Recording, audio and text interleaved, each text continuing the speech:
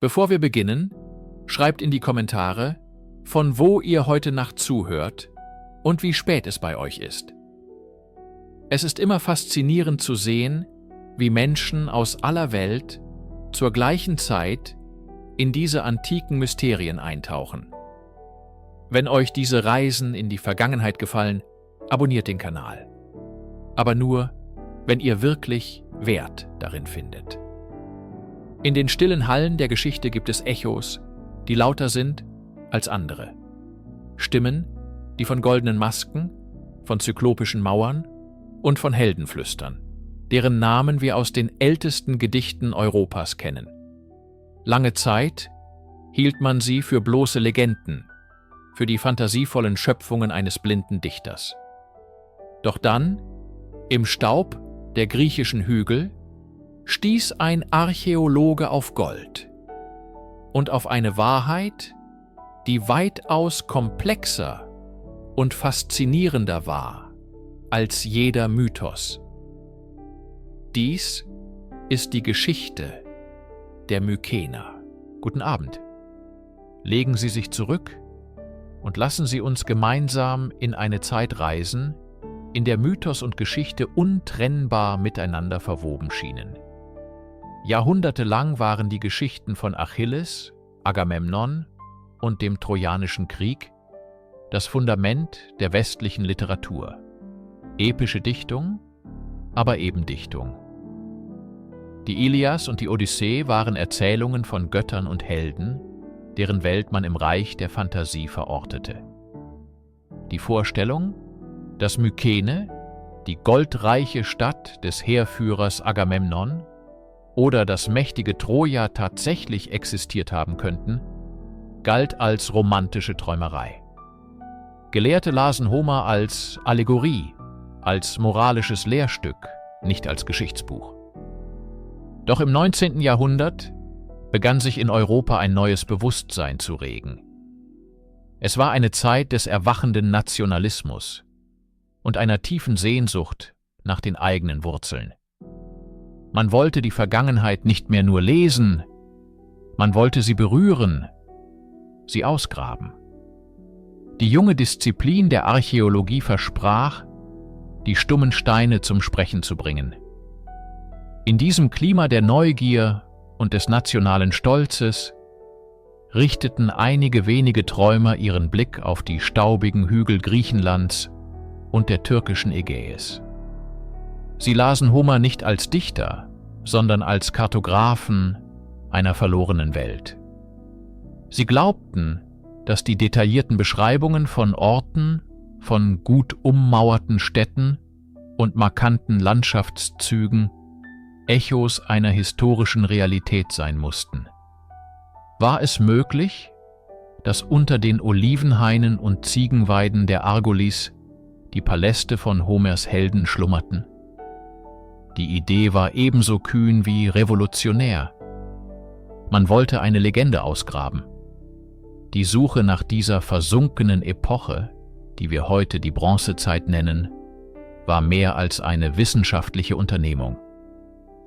Es war der Versuch, die Poesie in greifbare Artefakte zu verwandeln und zu beweisen, dass die großen Heldenepen auf dem Fundament einer einst realen, glorreichen Zivilisation standen. Die Bühne war bereitet für eine der dramatischsten Entdeckungsgeschichten der Archäologie. In das Zentrum dieser Suche trat eine Gestalt, so schillernd und widersprüchlich wie die Mythen, denen er nachjagte: Heinrich Schliemann. Geboren 1822 in einfachen Verhältnissen, war Schliemann ein Mann von unbändigem Ehrgeiz und einer fast manischen Obsession. Schon als Kind, so erzählt er es in seiner Autobiografie, schwor er, das von Homer beschriebene Troja zu finden. Doch der Weg dorthin war nicht der eines Gelehrten. Schliemann war ein Self-Made-Millionär, ein rücksichtsloser Geschäftsmann, der im Handel mit Rohstoffen während des Krimkrieges ein Vermögen anhäufte. Er sprach über ein Dutzend Sprachen fließend, die er sich mit seiner eigenen, unkonventionellen Methode beibrachte. Sein Erfolg in der Geschäftswelt gab ihm die Mittel, seinen Kindheitstraum zu verwirklichen. Mit 40 Jahren zog er sich aus dem Handel zurück, um sich vollständig der Archäologie zu widmen, einer Disziplin, für die er keinerlei formale Ausbildung besaß. Schliemann war kein typischer Akademiker seiner Zeit. Er war ein Visionär, der mit einer Ausgabe der Ilias in der Hand durch die Landschaft zog und fest daran glaubte, Homers Topographie direkt auf die reale Welt übertragen zu können. Diese naive, aber unerschütterliche Überzeugung führte ihn schließlich zum Hügel von Hisarlik in der heutigen Türkei, den er als das antike Troja identifizierte. Später wandte er sich Mykene zu, dem Sitz Agamemnons. Seine Methoden waren aus heutiger Sicht oft brutal und unwissenschaftlich. Er trieb tiefe Gräben durch archäologische Schichten, die er nicht für relevant hielt, und zerstörte dabei unwiederbringlich wertvolle Kontexte. Kritiker warfen ihm vor, ein geltungssüchtiger Scharlatan zu sein, der Funde manipulierte und seine Berichte ausschmückte, um seinen Ruhm zu mehren. Und doch war es sein unerschütterlicher Glaube, der die Archäologie revolutionierte. Er bewies, dass hinter den Mythen Homers ein historischer Kern steckte, eine vergessene Zivilisation der Bronzezeit. Genie, Träumer, Zerstörer, Entdecker, Heinrich Schliemann war all das zugleich. Eine ambivalente Figur, ohne die unser Wissen über die mykenische Welt undenkbar wäre. Im August des Jahres 1876 richtete Schliemann seine ganze Energie auf Mykene. Homer hatte die Stadt Polychrysos, die Goldreiche, genannt, und Schliemann war entschlossen, dieses Gold zu finden. Seine Aufmerksamkeit konzentrierte sich auf einen Bereich unmittelbar hinter dem berühmten Löwentor, dem monumentalen Eingang zur Zitadelle. Hier vermutete er, basierend auf einer Passage des antiken Schriftstellers Pausanias, die Gräber der frühen Könige von Mykene. Seine Arbeiter legten eine große, kreisförmige Struktur frei, die von einer doppelten Steinmauer umgeben war. Im Inneren dieses Kreises stießen sie auf mehrere senkrechte Schächte, die tief in den Fels gehauen waren. Was in diesen Schachtgräbern ans Licht kam, übertraf selbst Schliemanns kühnste Erwartungen und versetzte die Welt in ungläubiges Staunen. Aus der Erde Griechenlands bargen sie einen Schatz von unvorstellbarem Reichtum. 5 Gräber enthielten die Überreste von 19 Personen, Männer, Frauen und Kinder, die mit einer verschwenderischen Fülle von Gold beigesetzt worden waren. Am spektakulärsten waren die goldenen Totenmasken, die den Gesichtern der Verstorbenen, vermutlich der Herrscherfamilie, aufgelegt worden waren. Jede Maske ein individuelles Porträt aus dünnem Goldblech, das die Züge eines vor über 3000 Jahren verstorbenen Menschen für die Ewigkeit festhielt. Eine davon, mit ihrem markanten Bart und dem feierlichen Ausdruck, telegrafierte Schliemann triumphierend an den griechischen König: Ich habe in das Antlitz des Agamemnon geblickt. Obwohl wir heute wissen, dass die Gräber mehrere Jahrhunderte älter sind als die Zeit des Trojanischen Krieges, mindert das nicht die Bedeutung des Fundes.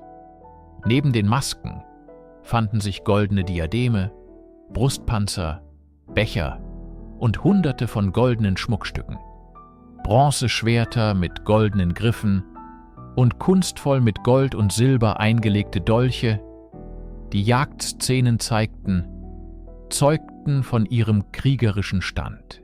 Der Schachtgräberkreis A war der materielle Beweis für Homers goldreiches Mykene.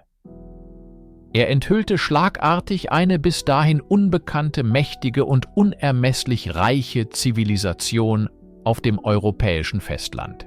Das Gold von Mykene war mehr als nur ein Beweis für Reichtum. Es war ein Fenster in die Seele einer Kultur. Wenn wir den Glanz der Artefakte für einen Moment beiseite lassen und genauer hinsehen, was sie uns erzählen, tritt das Bild einer Gesellschaft hervor, die von kriegerischen Werten und einer strengen Hierarchie geprägt war. Die Männer, die in den Schachtgräbern bestattet wurden, waren zweifellos die Elite, eine herrschende Kaste von Kriegsherren. Ihre Gräber waren Arsenale. Neben ihnen lagen lange Stoßlanzen, schwere Bronzeschwerter vom Typ Rapier und unzählige Pfeilspitzen. Ein besonders aufschlussreicher Fund waren die Fragmente von Helmen, die aus den Hauern von Wildschweinen gefertigt waren. Eine exakte materielle Entsprechung der detaillierten Beschreibung eines solchen Helms in der Ilias. Dies war keine Gesellschaft, die den Frieden pflegte. Ihre Kunst und ihr Selbstverständnis waren untrennbar mit dem Kampf verbunden. Die berühmten Einlegearbeiten auf den Bronzedolchen zeigen dies eindrücklich. Wir sehen Krieger mit turmhohen Schilden und Speeren, die einen Löwen jagen, ein Symbol für die Beherrschung der wilden Natur und ein Sinnbild königlicher Macht. Andere Szenen zeigen bewaffnete Männer im Kampf. Diese Bilder sind keine abstrakten Dekorationen. Sie sind Manifestationen der Ideologie dieser Herrscher. Ihr Status, ihre Macht und ihr Reichtum basierten auf ihrer Fähigkeit, Gewalt auszuüben, sei es in der Jagd, im Krieg oder bei der Kontrolle über Handelsrouten. Diese frühe mykenische Kultur unterschied sich damit fundamental von der zeitgenössischen minoischen Zivilisation auf Kreta, deren Kunst von friedlichen Naturszenen, Delphinen und religiösen Ritualen dominiert wurde. Auf dem griechischen Festland hingegen herrschte ein anderer Geist. Hier wurde der Grundstein für das heroische Ethos gelegt, das Jahrhunderte später in den Epen Homers widerhallen sollte. Ein Leben, das seinen Wert und seine Bedeutung im Kampf und im Streben nach unvergänglichem Ruhm fand. Die goldenen Masken verbargen die Gesichter von Männern, für die der Krieg das Zentrum ihrer Existenz war. Wenn wir uns den großen mykenischen Zitadellen nähern, sei es in Mykene selbst, in Tiryns oder in Gla, ist das Erste, was uns den Atem raubt, nicht die Feinheit der Kunst, sondern die schiere, brutale Masse der Mauern. Die Griechen späterer, klassischer Zeiten blickten auf diese Bauten zurück und konnten sich nicht vorstellen, dass sie von Menschenhand errichtet worden waren. Sie schrieben sie den Zyklopen zu, den einäugigen Riesen der Mythologie.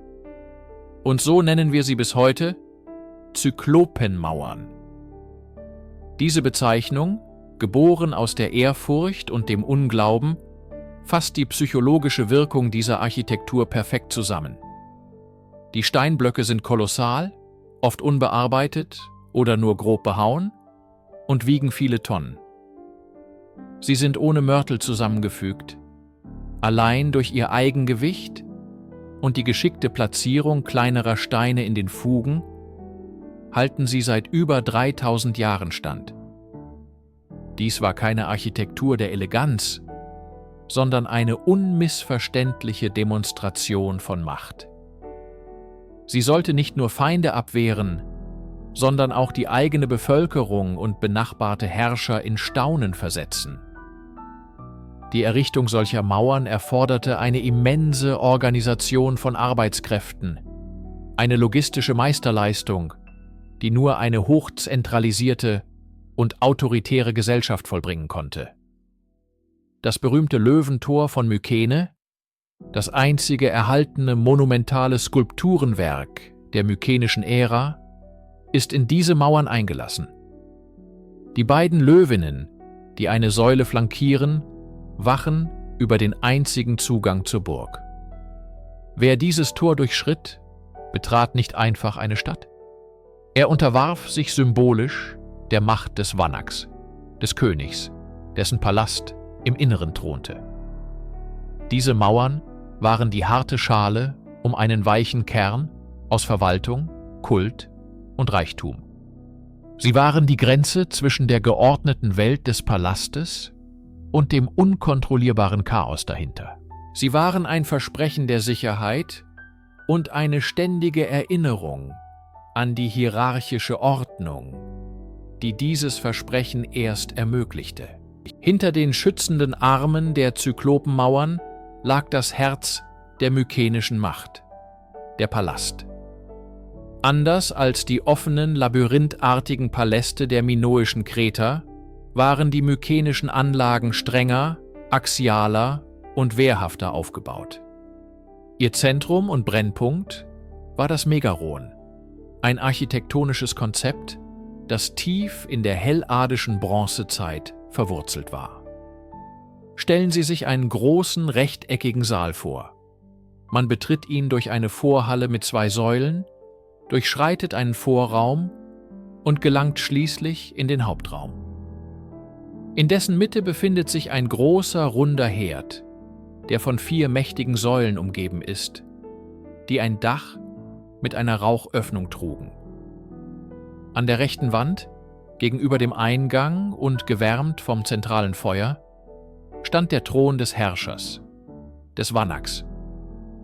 Das Megaron war mehr als nur ein Thronsaal. Es war ein multifunktionaler Raum, der als Zentrum der Regierung, der Rechtsprechung und des religiösen Kultes diente. Hier empfing der Vanax Gesandte, fällte Urteile und leitete vermutlich religiöse Zeremonien, bei denen Opfergaben am zentralen Herd dargebracht wurden. Die Wände waren mit farbenprächtigen Fresken geschmückt, die Jagdszenen, Krieger und Prozessionen zeigten, eine visuelle Verherrlichung der Ideologie und Macht des Herrschers. Um diesen zentralen Kern gruppierten sich zahlreiche weitere Räume. Werkstätten für spezialisierte Handwerker, Archive für die Verwaltung, Lagerräume für Öl, Wein und Getreide sowie private Gemächer für die königliche Familie. Der gesamte Palastkomplex war ein fein abgestimmter Organismus, ein Mikrokosmos, der die mykenische Gesellschaft im Kleinen widerspiegelte.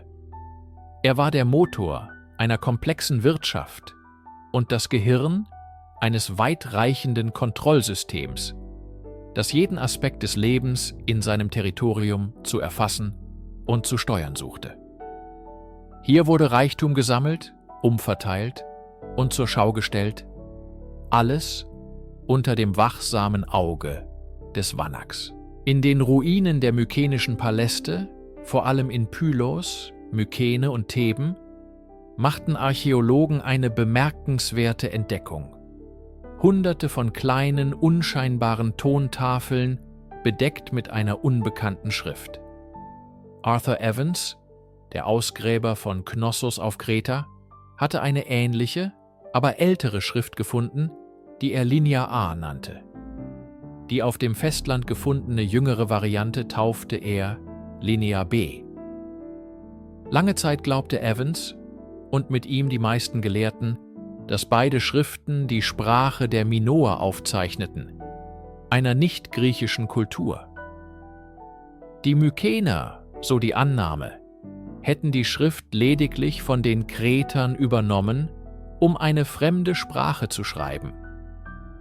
Die Tafeln selbst waren ein Zufallsprodukt der Geschichte. Sie waren nie für die Ewigkeit bestimmt.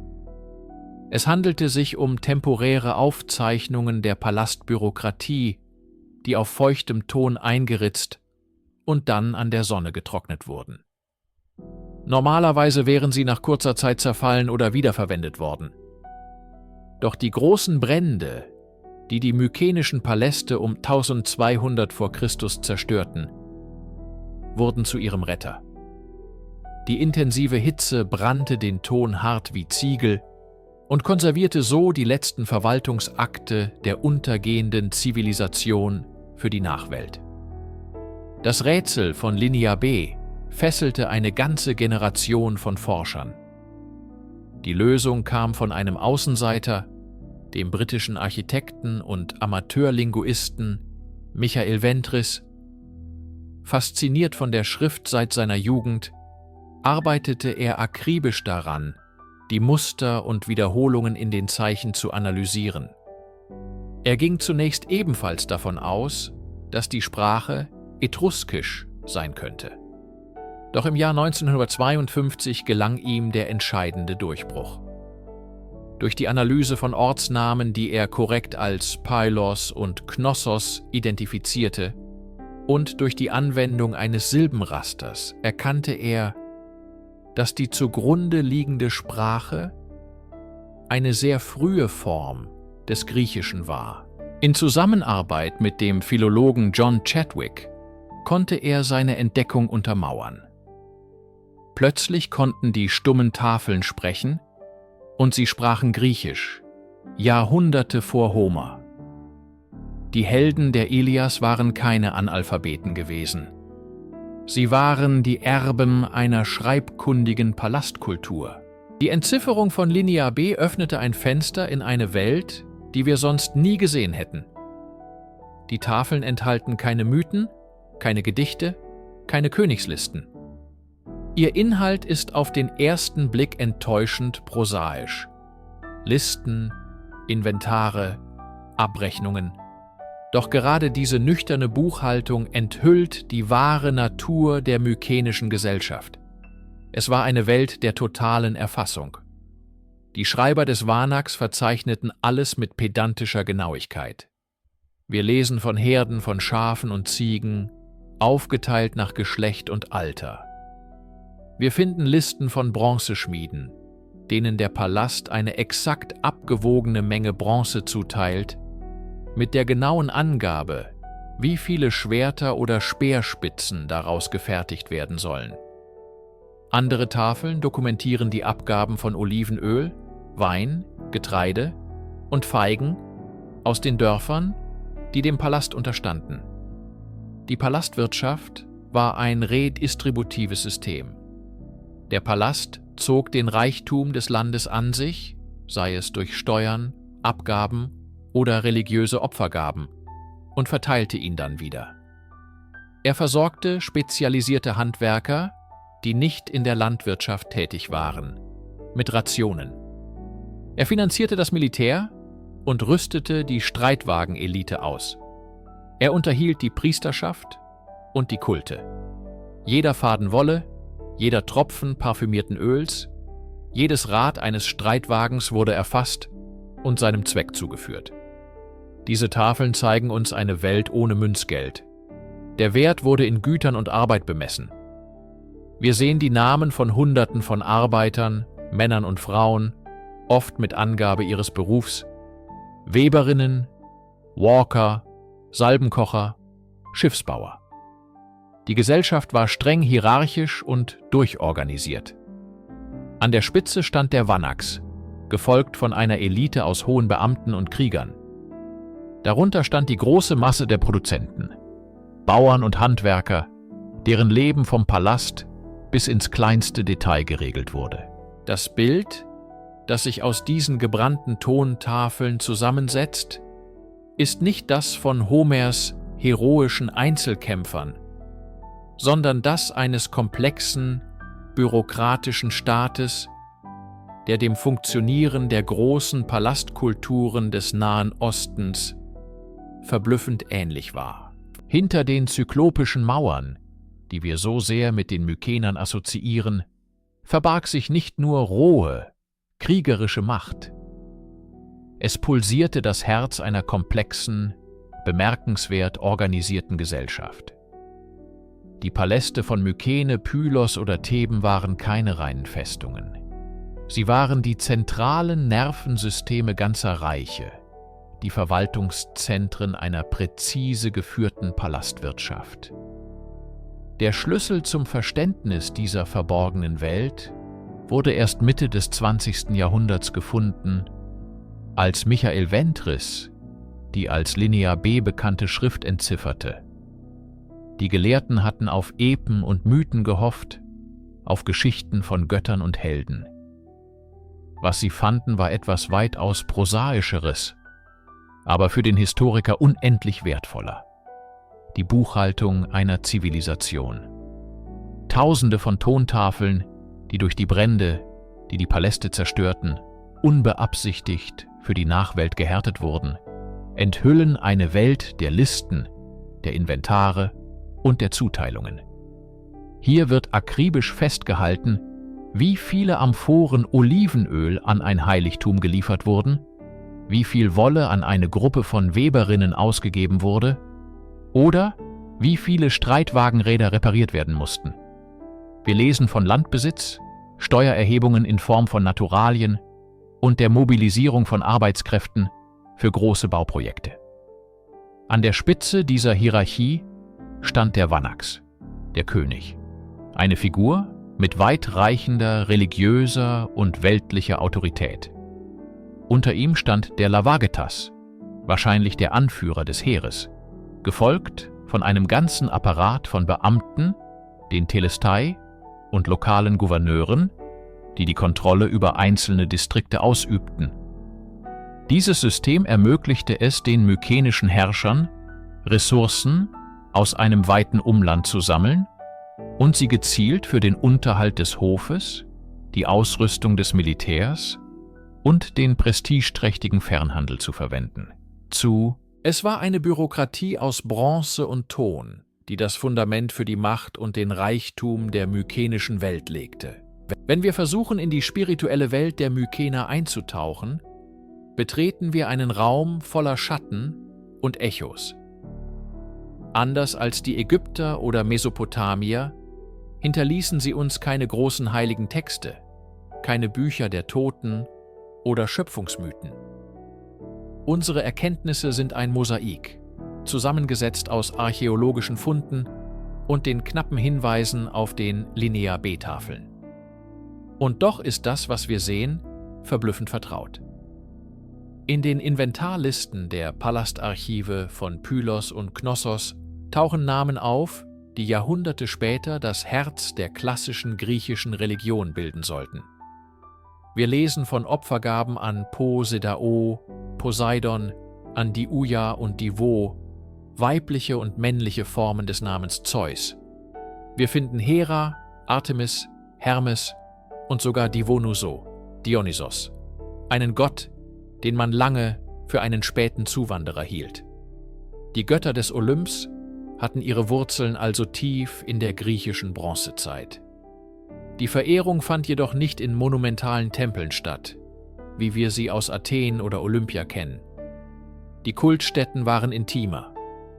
Oft waren es spezielle Räume innerhalb des Palastes, manchmal kleine freistehende Schreine oder heilige Höhlen und Berggipfel.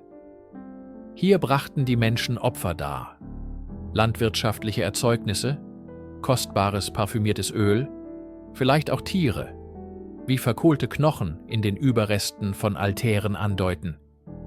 Prozessionen und rituelle Festmahle scheinen eine zentrale Rolle gespielt zu haben, um die Götter gewogen zu stimmen und die Gemeinschaft zu einen.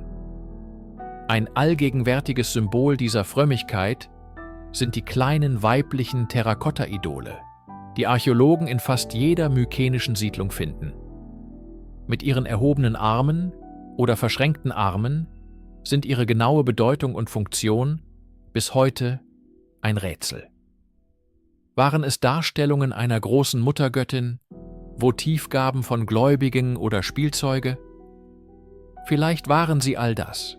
Sie sind stille Zeugen eines Glaubenssystems, das die Grundlagen für die Mythen legte, die die westliche Kultur für immer prägen sollten. Die mykenische Kultur ist untrennbar mit dem Bild des Kriegers verbunden. Homer besingt ihre Helden in der Ilias als gepanzerte Vorkämpfer, deren Ruhm auf dem Schlachtfeld errungen wurde. Die Archäologie bestätigt dieses Bild auf eindrucksvolle Weise. Die mykenische Kriegsführung war keine Angelegenheit ungeordneter Horden, sondern eine hochentwickelte Kunst, die auf fortschrittlicher Technologie und strenger Organisation beruhte. Das ikonischste Stück ihrer Ausrüstung ist zweifellos der Eberzahnhelm. In der Ilias, detailliert beschrieben, wurde seine Existenz lange für eine poetische Fiktion gehalten, bis Archäologen genau solche Helme in Gräbern fanden.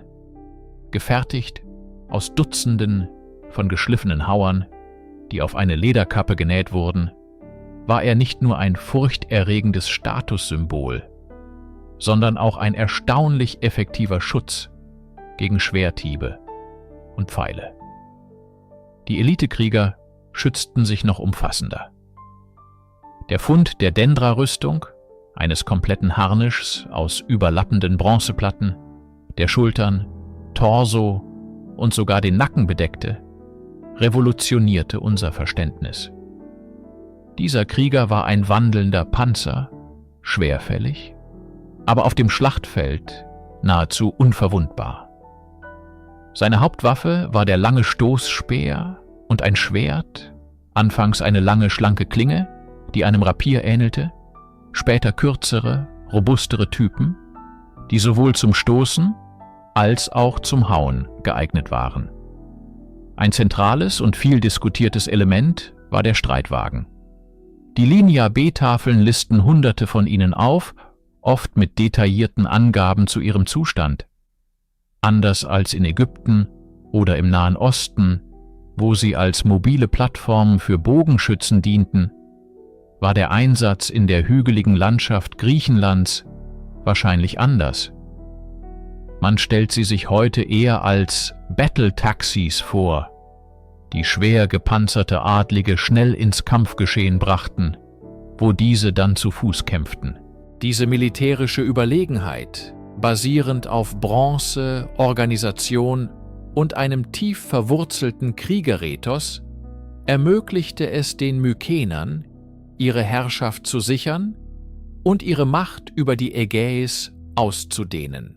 Die Macht der mykenischen Fürsten endete nicht an den Küsten Griechenlands.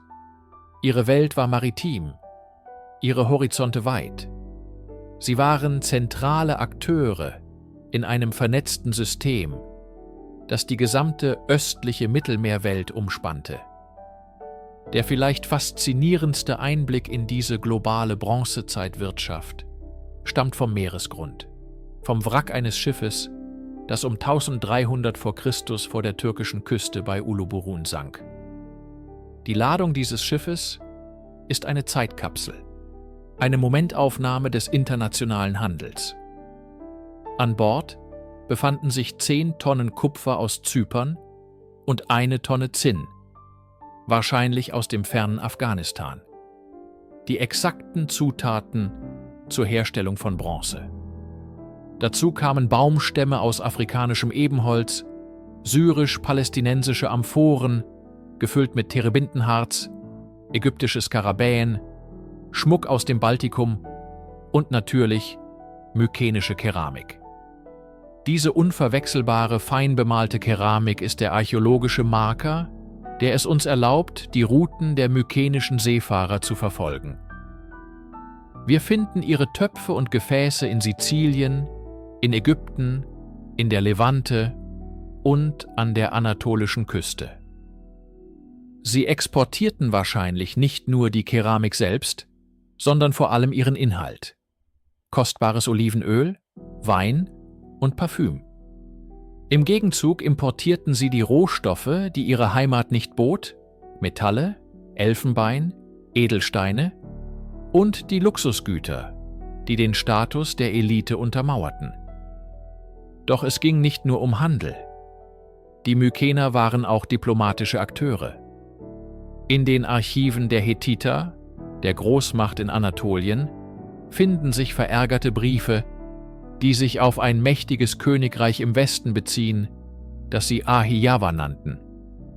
Viele Forscher sind heute überzeugt, dass dies die hethitische Bezeichnung für die Achäer, also eine mykenische Föderation war. Diese Texte sprechen von diplomatischen Spannungen, von königlichen Ehen und von Konflikten um Einfluss an der anatolischen Westküste. Eine politische Realität, die ein faszinierendes Echo in den Mythen um den Trojanischen Krieg findet. Guten Abend. Legen Sie sich zurück und lassen Sie uns gemeinsam in die Dämmerung der Geschichte reisen. Unser Ziel heute Abend ist ein unscheinbarer Hügel in der heutigen Türkei, bekannt als Hisarlik. Hier, so glauben viele, lag einst das sagenumwobene Troja.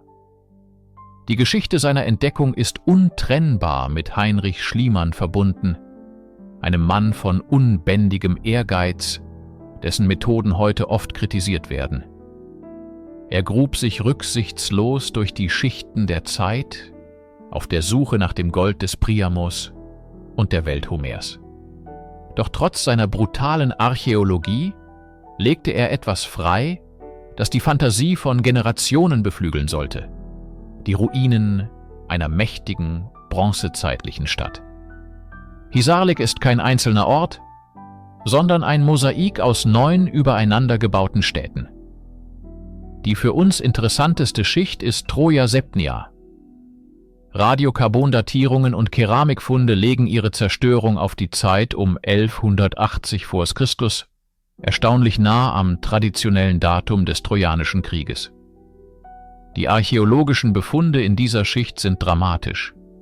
Spuren eines verheerenden Brandes, hastig in den Straßen vergrabene Vorratsgefäße und menschliche Überreste, die von einem gewaltsamen Ende zeugen. Pfeilspitzen in den Mauern und Anzeichen für einen Belagerungskampf vervollständigen das Bild. War dies der Krieg, von dem Homer sang?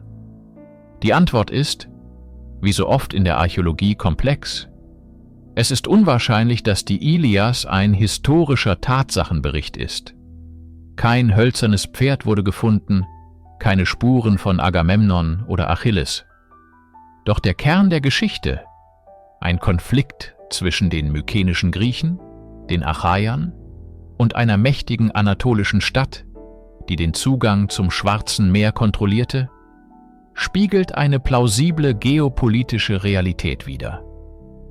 Troja war ein strategischer Preis, ein Knotenpunkt für Handelsrouten. Ein Krieg um seine Kontrolle, vielleicht einer von vielen, könnte das historische Samenkorn gewesen sein, aus dem Homers unsterbliches Epos über Jahrhunderte mündlicher Überlieferung erblühte. Die Archäologie gibt uns nicht die Helden, aber sie zeigt uns die Bühne, auf der ihre Legende hätte spielen können. Um das Jahr 1200 v. Chr. geschah etwas Unerklärliches. Eine blühende, vernetzte Welt aus mächtigen Reichen und prächtigen Städten versank innerhalb weniger Generationen in Chaos und Dunkelheit. Dieses Ereignis, bekannt als der Kollaps der späten Bronzezeit, war keine lokale Katastrophe, sondern ein Flächenbrand, der den gesamten östlichen Mittelmeerraum erfasste. Die Hethiter in Anatolien, die glanzvollen Küstenstädte der Levante wie Ugarit und auch die mykenischen Palastzentren in Griechenland. Sie alle gingen in Flammen auf. Schließen Sie die Augen und stellen Sie sich die letzte Nacht im Palast von Pylos vor. Die Archive brannten und das Feuer härtete die Tontafeln aus Lehm, die uns heute von den verzweifelten letzten Maßnahmen berichten.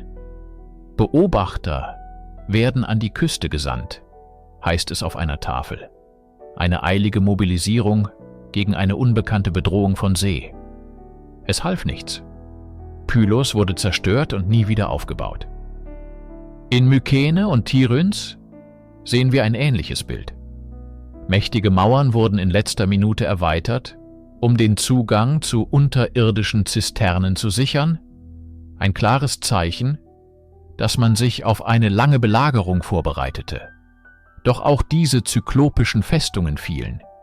Wer oder was war die Ursache für diesen Untergang? Lange Zeit suchte man nach einem einzigen Schuldigen. Invasoren, Erdbeben, Seuchen.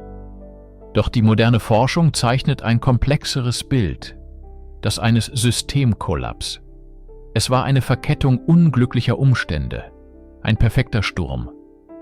Klimatische Veränderungen führten zu lang anhaltenden Dürren, die Ernten vernichteten und Hungersnöte auslösten. Dies wiederum führte zu inneren Unruhen und Aufständen gegen eine Palastelite, die ihre Bevölkerung nicht mehr versorgen konnte. Die hochspezialisierten und voneinander abhängigen Handelsnetzwerke, die den Reichtum der Bronzezeit ausmachten, brachen zusammen. Als die Zinn- und Kupferlieferungen ausblieben, kam die Waffenproduktion zum Erliegen. In dieses Machtvakuum stießen Völkerwanderungen und marodierende Gruppen, die den Todesstoß versetzten. Es war kein einzelner Akt, sondern das langsame, qualvolle Sterben einer ganzen Weltordnung. In den Tempelwänden von Medinet Habu in Ägypten hat Pharao Ramses III. Ein dramatisches Zeugnis seiner Zeit hinterlassen. In Stein gemeißelte Reliefs und Inschriften berichten von einer Koalition fremder Völker, die aus dem Norden kamen, zu Land und zu Wasser, und eine Schneise der Verwüstung durch das Hethiterreich und die Levante zogen. Kein Land konnte vor ihren Waffen bestehen, heißt es dort. Die Ägypter nannten sie die Seevölker. Dieser Name hat etwas Gespenstisches, fast Mythisches. Er beschwört das Bild einer geheimnisvollen, unaufhaltsamen Flut von Kriegern herauf, die aus dem Nichts auftauchten und etablierte Zivilisationen hinwegfegten. Die Reliefs zeigen sie in charakteristischer Aufmachung. Einige mit Hörnerhelmen, andere mit einem Federkopfschmuck, der an die Kopfbedeckung nordamerikanischer Ureinwohner erinnert. Ihre Schiffe, mit hohen Stiven und Vogelköpfen verziert, kämpfen in einer chaotischen Seeschlacht gegen die ägyptische Flotte. Wer waren diese Seevölker? Die ägyptischen Texte listen verschiedene Stämme auf. Die Peleset, die später als Philister in der Bibel auftauchen, die Tjeker, die Scherden, die auch als Söldner im Dienst der Pharaonen standen, und andere. Ihre genaue Herkunft ist eines der größten Rätsel der Archäologie.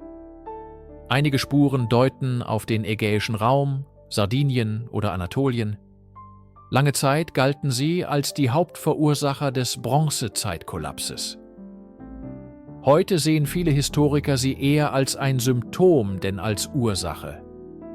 Es handelte sich wahrscheinlich nicht um eine einzige Invasionsarmee, sondern um eine lose Konföderation von Völkern, die durch die gleichen Krisen entwurzelt wurden, die auch die mykenische Welt erschütterten. Hunger, Krieg und der Zusammenbruch der alten Ordnung.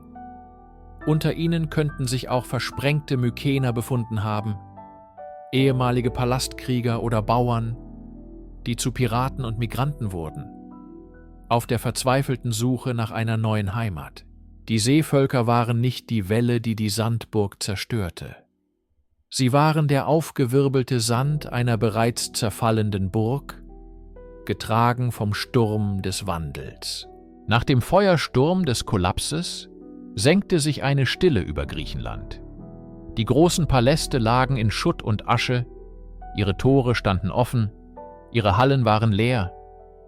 Die komplexe Bürokratie, die auf den Linear-B-Tafeln festgehalten war, zerfiel. Mit ihr ging die Kunst des Schreibens für fast 400 Jahre verloren. Die Bevölkerung schrumpfte dramatisch. Menschen verließen die alten, zerstörten Zentren und zogen sich in kleinere, isolierte und oft leichter zu verteidigende Siedlungen in den Bergen zurück. Die internationalen Handelsrouten waren gekappt. Griechenland war wieder auf sich selbst zurückgeworfen. Diese Periode von etwa 1100 bis 750 vor Christus wird traditionell als die dunklen Jahrhunderte bezeichnet. Dunkel, weil uns die schriftlichen Quellen fehlen. Dunkel, weil die materielle Kultur einfacher, ärmer erscheint als in der glanzvollen mykenischen Ära. Doch dunkel bedeutet nicht leer. In dieser Zeit des Umbruchs und der Neufindung wurden die Samen für die klassische griechische Zivilisation gelegt. Das Erbe der Mykener, verschwand nicht vollständig. Es transformierte sich. In den mündlichen Überlieferungen, von Generation zu Generation, weitergegeben von Sängern und Geschichtenerzählern, lebten die Erinnerungen an die großen Könige, die goldenen Paläste und heroischen Kriege fort. Diese Geschichten, ausgeschmückt und idealisiert, bildeten den Rohstoff, aus dem Homer später seine Epen formen sollte. Die mykenischen Götter wurden weiterhin verehrt, wenn auch in einfacheren Schreinen statt in prunkvollen Palastkapellen. Bestattungsriten änderten sich, aber der Respekt vor den Ahnen blieb. In der Keramik sehen wir einen Wandel von den letzten mykenischen Stilen hin zu den strengeren protogeometrischen und geometrischen Mustern, die eine neue Ästhetik und eine neue soziale Ordnung widerspiegeln. Die dunklen Jahrhunderte waren keine Pause in der Geschichte, sondern eine entscheidende Phase der Gärung.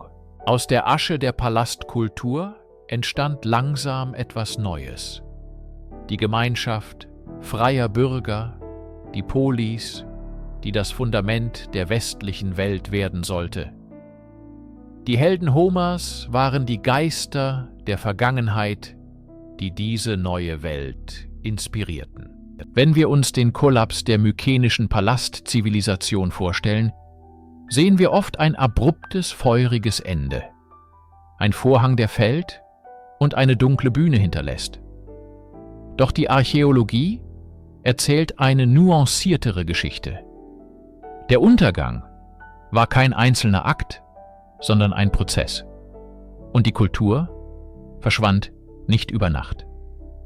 In den Trümmern der Paläste und dem Schweigen der Linear B-Archive überlebten die Menschen. Und mit ihnen überlebten Traditionen, die sich wie feine Fäden durch die sogenannten dunklen Jahrhunderte ziehen. Ein entscheidender Zeuge dieses Fortlebens ist die Keramik. Die Töpfer, die einst für die standardisierte Massenproduktion der Paläste arbeiteten, waren nun auf sich allein gestellt. Doch sie vergaßen ihr Handwerk nicht. In der unmittelbaren Folgezeit der submykenischen Periode sehen wir eine Vereinfachung der Formen und Dekorationen, aber die grundlegende DNA der mykenischen Töpferkunst bleibt erkennbar.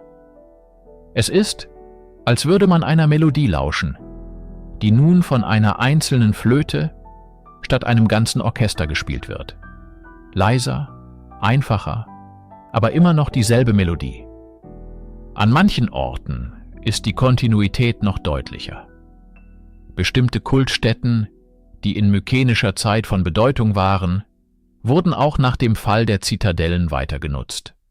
Opfergaben wurden weiterhin dargebracht, Rituale vollzogen. Dies deutet darauf hin, dass religiöse Vorstellungen und Praktiken die Katastrophe überdauerten. Die Götter der Mykener wurden nicht zusammen mit ihren Palästen begraben. Auch Bestattungsriten wandelten sich langsam, nicht plötzlich. Während die großen Tolosgräber der Könige aufgegeben wurden, blieben die grundlegenden Vorstellungen vom Umgang mit den Toten in vielen Gemeinschaften bestehen. Diese zähe Persistenz von kulturellen Elementen im Handwerk, im Glauben, im Ritual ist von unschätzbarer Bedeutung. Sie bildete das Substrat, den Nährboden, auf dem die Erinnerungen an die vergangene Bronzezeit überleben konnten. Ohne diese Kontinuität im Kleinen, im Alltäglichen, gäbe es keine Brücke, über die die Geschichten der Helden in die spätere Eisenzeit hätten gelangen können.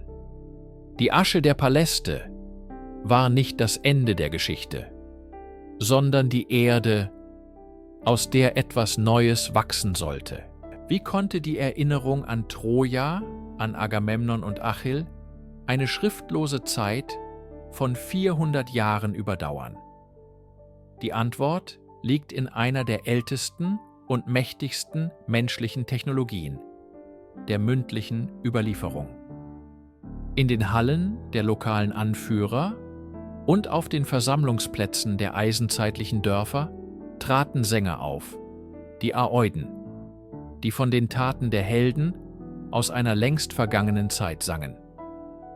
Diese Sänger waren keine menschlichen Tonbänder, die ein festes Epos auswendig lernten. Sie waren Meister einer komplexen Kunst, der Oral-Formulaic Composition.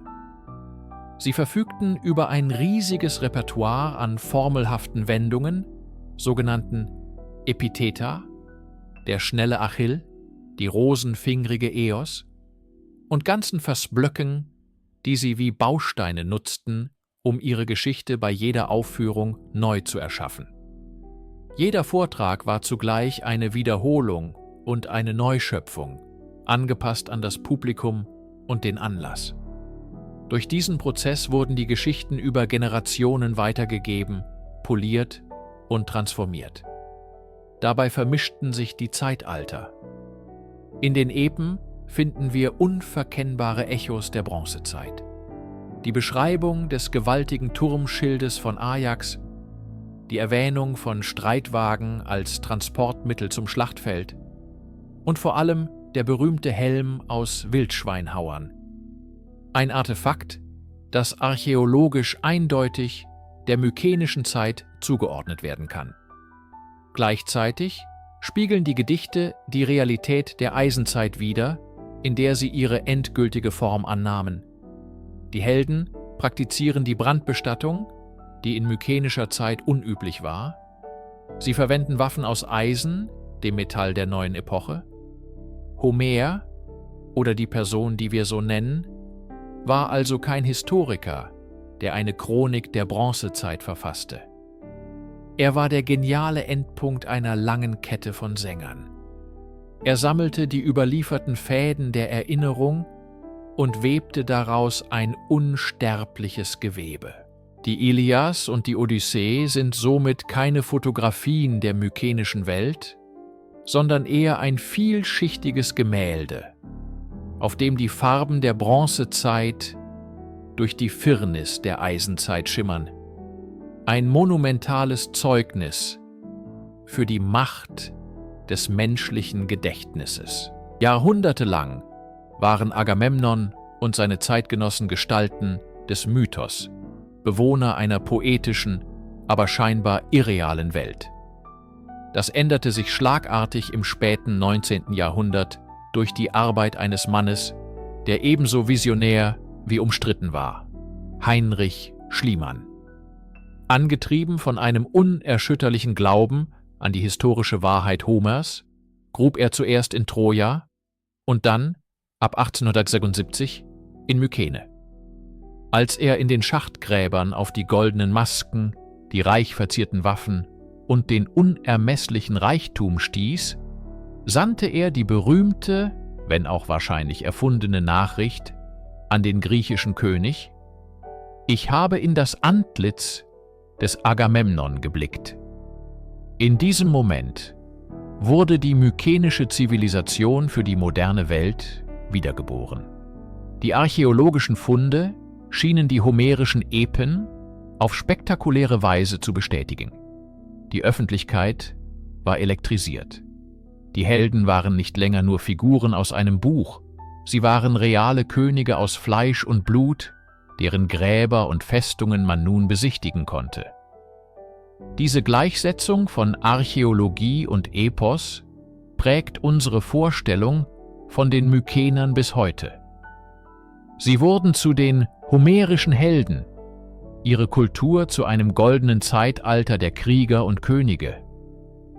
Diese romantische Sichtweise beflügelte die nationale Identität des jungen griechischen Staates und inspirierte unzählige Künstler, Schriftsteller und Filmemacher.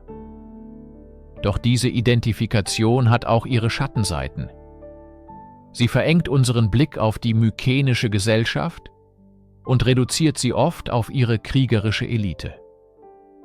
Wir vergessen leicht die Bauern, die Handwerker, die Schreiber, die Tausenden von Menschen, deren Leben in den Linear-B-Tafeln aufscheint, aber in den heroischen Gesängen kaum eine Rolle spielt.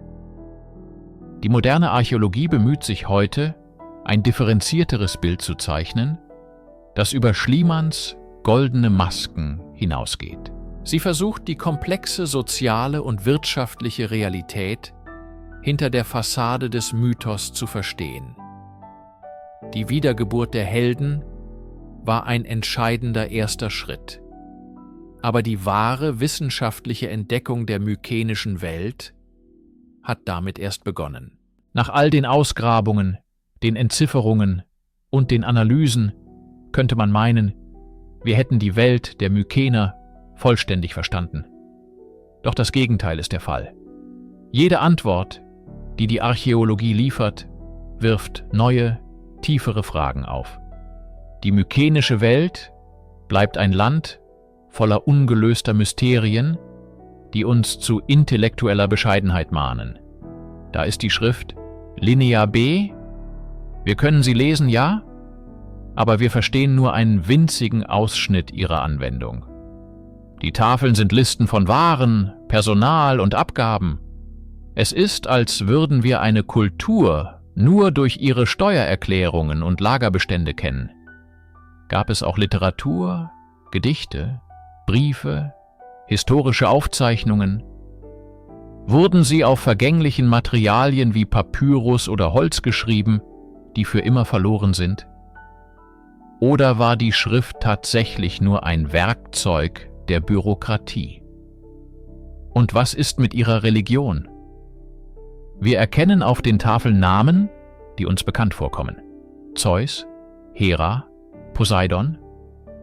Aber waren dies dieselben Götter mit denselben Mythen und Eigenschaften wie später im klassischen Griechenland? Oder waren es lokale Gottheiten, deren Namen später auf die olympischen Götter übertragen wurden? Die Fresken und Siegelbilder zeigen uns eine reiche Symbolwelt voller Greife, Sphinxe und Göttinnen mit Mondkapseln, deren genaue Bedeutung uns oft verschlossen bleibt. Das größte Rätsel aber bleibt ihr Ende. Die Theorie der Seevölker als alleinige Ursache ist heute kaum noch haltbar. War es ein katastrophaler Klimawandel, der zu Dürren und Hungersnöten führte? Waren es interne Konflikte, Aufstände der unterdrückten Bevölkerung gegen die Palastelite? Eine verheerende Epidemie? Oder war es, wie viele heute vermuten, ein Zusammenbruch des Systems, eine fatale Kaskade aus all diesen Faktoren, die eine einst stabile Welt ins Wanken brachte? Wir wissen es nicht mit letzter Sicherheit. Die mykenische Zivilisation ist wie eine ferne Galaxie, von der wir nur die hellsten Sterne klar erkennen können. Der Raum dazwischen bleibt dunkel, gefüllt mit Spekulationen, Theorien und der aufregenden Möglichkeit, dass zukünftige Entdeckungen alles, was wir zu wissen glauben, erneut in Frage stellen werden.